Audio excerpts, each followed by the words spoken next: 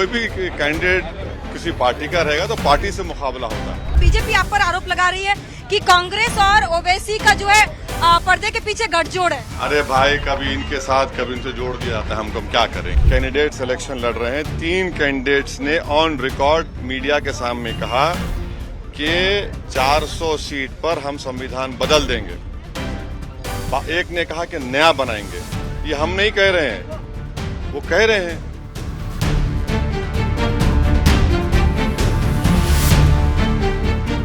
हैदराबाद में door to door campaign कर रहे असदुद्दीन ओवैसी इस वक्त टाइम्स नाउ नव भारत के साथ जुड़ रहे हैं। सर, पहला सवाल ये कि डोर टू डोर कैंपेन तो अंदाजे ओवैसी, लेकिन गाने भी इस बार रिलीज हुए, नया तरीका? नहीं, ऐसा नहीं। इलेक्शन कैंपेन है तो हर चीज कोशिश करते हैं अट्रैक्ट मैसेजिंग के लिए, लोगों को समझ में आए। तो ऐसा कोई नई बात तो नहीं है, वो तो होता रहेगा। सलाम वालेकुम। हाँ,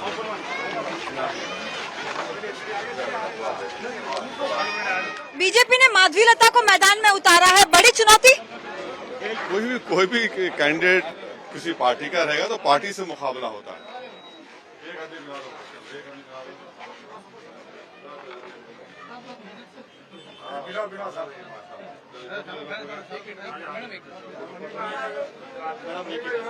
अरे वाह, ले लें दो, यहाँ मत करो, चलो। सर,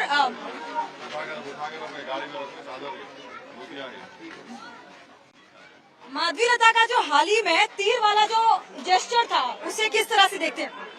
वो तो उनकी आइडियोलॉजी है, हैदराबाद के अमन को खराब करने, तेलंगाना में फसाद कराने की।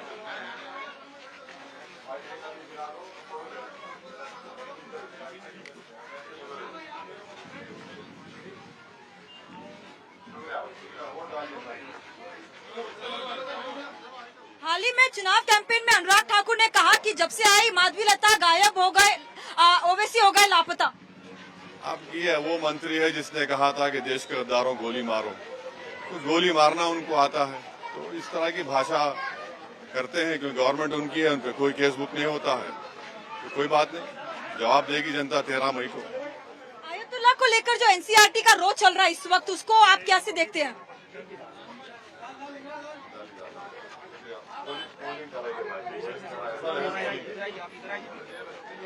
सर, जो आयतुल्लाह को लेकर, ये तो देखिए, देश में जो नरेंद्र मोदी ने जो मुसलमानों के खिलाफ नफरत का एक माहौल खड़ा कर दिया, तो इससे हर एक को लगता है कि हमको बादशाह सलामत के सामने नंबर बढ़ाना है। तो इसलिए उन्होंने खुमैनी को ईविल पर्सन करार दिया। तो यही तो हाल है।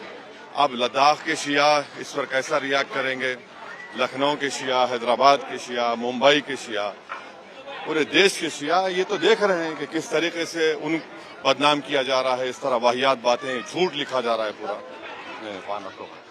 देश की संपत्ति मुसलमानों में बांटना,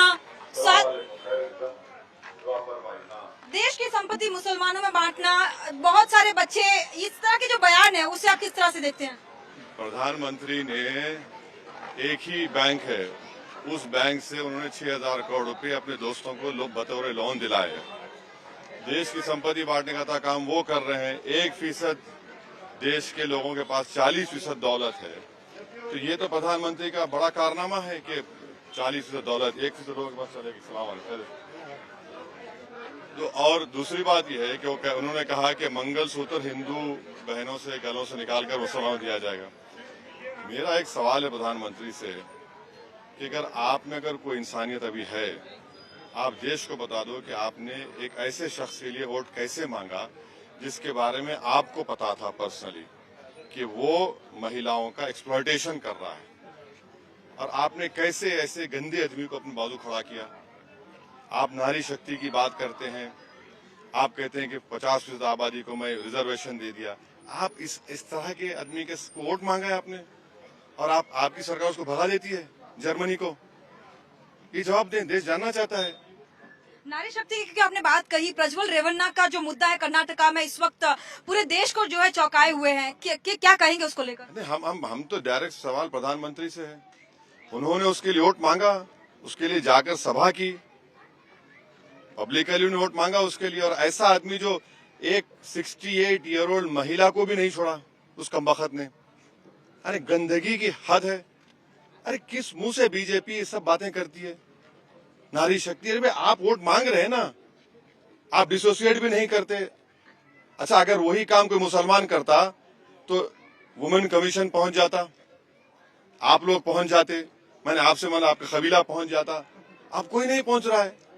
गंदी किस्म की हरकत उस शख्स ने की और प्रधानमंत्री उसके लिए वोट मांगे हैं। तो इससे उनका हिपोक्रेसी मालूम होती है कि वो नारी शक्ति और सब एक बेकार है। वुमेन्स कमीशन कुछ है ही नहीं, सब खामोश बैठे हुए हैं। और जिन जिन महिलाओं को उसने उनका एक्सप्लॉयटेशन किया, एक्सप्लॉयटेशन नहीं बल्कि सिकनेस है वो। अब कोई बताइए क्या बोलेंगे प्रधानमंत्री उसके ऊपर? आप मालूम रखते हुए टिकट दिए उस शख्स को।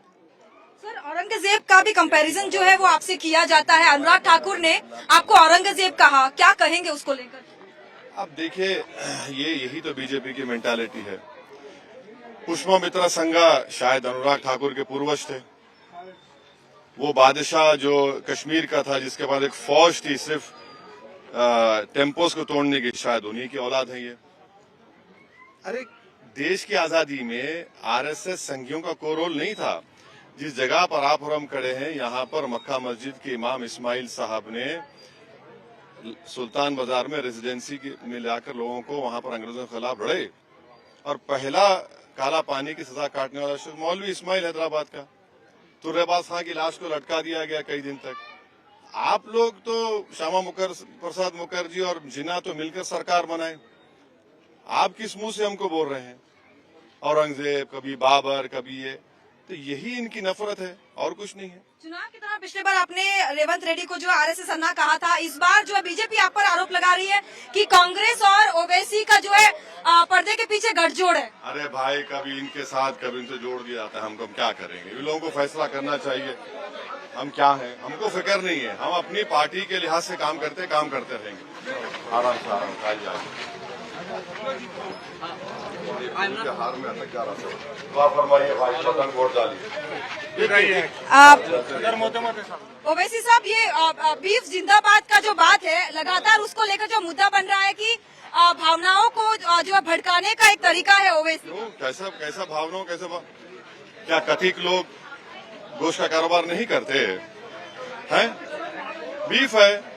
आपको अलायना कंपनी से 10 करोड़ रुपए का इलेक्ट्रोल बॉन्ड मिला तो आपको पैसे खाने में जिंदाबाद बोल के पैसे बॉन्ड ले लिए। और एक गरीब जो दिन भर 15 घंटे काम करके बमुश्किल 700 रुपए 600 रुपए घर को लेकर जाता है, आप उसको तकलीफ पहुंचा रहे हैं, आप दुकानें बंद करा रहे हैं। हम वही प्रूफ करना चाह रहे थे। वो प्रूफ होगी बात कि ये गरीबों के खिलाफ है। दौलतमंदों से, सेठों से 10 करोड़ मिलते हैं तो खुश हैं, मगर एक गरीब की दुकान बंद कराएंगे, ये इनका असल मकसद है। कॉन्स्टिट्यूशन को लेकर आप लगातार बात कर रहे हैं, लेकिन बीजेपी का कहना है कहीं ऑफिशियली उन्होंने इस बात का जिक्र भी नहीं किया है। जितने बीजेपी के कैंडिडेट्स इलेक्शन लड़ रहे हैं, 3 कैंडिडेट्स ने ऑन रिकॉर्ड मीडिया के सामने कहा कि 400 सीट पर हम संविधान बदल देंगे। एक ने कहा कि नया बनाएंगे। ये हम नहीं कह रहे हैं, वो कह रहे हैं। और बार बार आर्टिकल 29, 30 फ्रीडम ऑफ रिलीजन पे हमले होते हैं बीजेपी की तरफ से। बार बार ये कहा जाता है कि रिजर्वेशन, आरक्षण खत्म होना चाहिए। आरएसएस की तरफ मनमोहन वैद ने कहा था आज से 5-6 साल पहले। तो ये उनके एजेंडे में शामिल है। ये चीज ऐसा नहीं है, बराबर शामिल है। साथ ही आपको ये पूछना चाहेंगे कि मुस्लिम रिजर्वेशन को हटाने की जो बात बार बार सामने आ रही है, आप खुद मुद्दों में कई बार उठा रहे हैं इसको, क्या कहेंगे इसको लेकर? सलाम वालेकुम। तो ये मुस्लिम रिजर्वेशन जो है, ये कोई रिलीजन के ऊपर तेलंगाना में नहीं दिया गया। ये एक लेट पीएस कृष्णन साहब थे, इस देश के बहुत बड़े मायानाज एंथ्रोपोलॉजिस्ट थे, जिनका एक बहुत बड़ा रोल मंडल कमीशन की रिपोर्ट की प्रिपरेशन में था। उन्होंने रिपोर्ट तैयार की और उस वक्त के आंध्र प्रदेश में और आज के तेलंगाना आंध्रा में जितने मुसलमानों की जो कास्ट है, उन्हीं को रिजर्वेशन दिया गया है। और जिसको नहीं मिलेगा उनका जिक्र भी कर दिया गया। तो कास्ट की बुनियाद पर रिजर्वेशन मिल रहा है, रिलीजन की बुनियाद पर नहीं मिल रहा है। और इनको पेट में दर्द क्यों हो रहा है कि वो मुसलमानों के कास्ट के बच्चियां डॉक्टर बन रहे हैं, इंजीनियर बन रहे हैं, MBA, MCA डिग्री मिल रही है, पुलिस में कांस्टेबल में रिक्रूटमेंट हो रहा है, SI में रिक्रूटमेंट हो रहा है, DYSP बन रहे हैं, RDO बन रहे हैं, SDM बन रहे हैं। अरे भाई, आपको खुश होना चाहिए ना। कि ये देश में माइनॉरिटीज ताकतवर हो रहे हैं, तो इससे देश मजबूत होगा ना। आप कब तक बोलेंगे कि पंचर दुकान पे काम करो? आप क्यों? ये तो यही तो इनके नफरत है मुसलमानों से। जो कास्ट है उनको मिल रहा है, रिलीजन की बुनियाद पे कहाँ मिल रहा है? हिंदू महिलाओं के मंगलसूत्रों को छीन कर जो है घुसपैठियों को दे दिया जाएगा, इस तरह के बयान जो है। एक बात सुनिए, ये जो प्रधानमंत्री ने जाकर रेवन्ना के बेटे के लिए कैंपेन किया, जिसने महिला, उसका वीडियो निकल गया पूरा, हर चीज सबके पास आम हो गई। वो महिला जो आज जो तड़प रही है, मर रही है, उसके मंगलसूत्र के बारे में प्रधानमंत्री ने सोचा नहीं। और जो एक्सप्लॉइट किया, जो सप्रेस कर रहा था, जो गंदा आदमी, उसके लिए वोट मांगा प्रधानमंत्री ने। अब मंगलसूत्र की बात प्रधानमंत्री नहीं करनी चाहिए, नहीं करनी चाहिए। हमारे मुंह में भी जबान है, बहुत बोल सकते हम।